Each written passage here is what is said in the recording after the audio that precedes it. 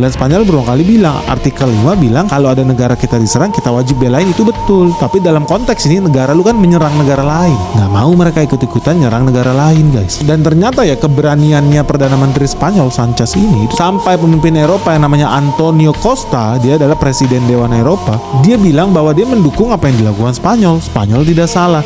Dan kalau Donald Trump sampai berani-beraninya mengembargo, menutup laut-laut pelabuhan yang ada di Spanyol, oh siap-siap, Uni Eropa bakal membalas serangannya Amerika Serikat. Wah, jadi dari sini udah bisa lihat ya, kayaknya NATO bakal pecah nih, guys. Dan ini kemudian terbukti, guys. Karena kemarin ini resmi ya, fresh from the oven, tanggal 12 Maret 2026, Spanyol resmi menarik duta besar dia dari Israel.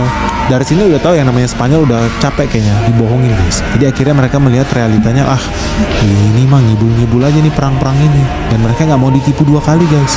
Dan ternyata Spanyol bukan omong-omong. Ya dia nggak setuju dengan perang yang terjadi di Timur Tengah, dan dia buktikan itu. Setelah dia maki-maki marahin Amerika, setelah Spanyol marahin Israel, setelah dia ngusir pesawat-pesawat jet tempurnya Amerika Serikat yang mangkal di Spanyol, apa yang dia lakukan? Dia tarik balik duta besarnya dari Tel Aviv, Israel. Nah dari sini lo bisa lihat ya, kok kayaknya bisanya ya ada negara yang seberani itu ya sama Amerika Serikat. Kalau gue ngeliat kayak Arab Saudi tuh nggak berani tuh, nggak ada nyali tuh sama Amerika Serikat. Negara-negara Arab yang lain, raja-raja yang lain tuh nggak ada yang berani, guys. Bahkan negara yang punya nuklir pun banyak yang ketakutan loh sama Donald Trump, ketakutan sama Amerika Serikat. Pertanyaannya, kenapa ya Spanyol kok berani banget ya menolak perintahnya Donald Trump? Kenapa dia berani, guys? Karena pertama ya, serangannya Donald Trump itu nggak ada mandat, nggak ada perintahnya tuh dari Dewan Keamanan PBB, sama sekali nggak ada. Jadi serangannya unilateral, satu pihak. Kasus bellinya pun nggak jelas. Alasannya dicari-cari lah, karena dia punya weapon of mass destruction, karena Iran mengembangkan senjata nuklir, which is semuanya hoax. Karena Iran mau ngebom Amerika, hoax juga. Buktinya mereka ngebom dulu. Jadi menurut Sanchez, menurut Perdana Menterinya Spanyol, ini serangan yang aneh, ini melanggar hukum internasional, guys. Pertama, lu nggak dapat mandat dari Dewan Keamanan PBB. Kedua, negara lu tidak diserang.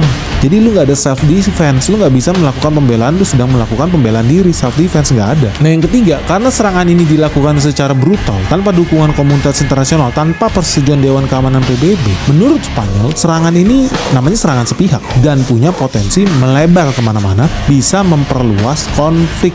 Justru ketika nanti ada negara NATO yang masuk ke sana, wah bisa berabe. Karena itu artinya Spanyol bisa dianggap mendukung intervensi militer yang tidak beralasan. Spanyol tidak mau mendukung intervensi militer yang berbahaya. Jadi perang dunia 3. Jadi itu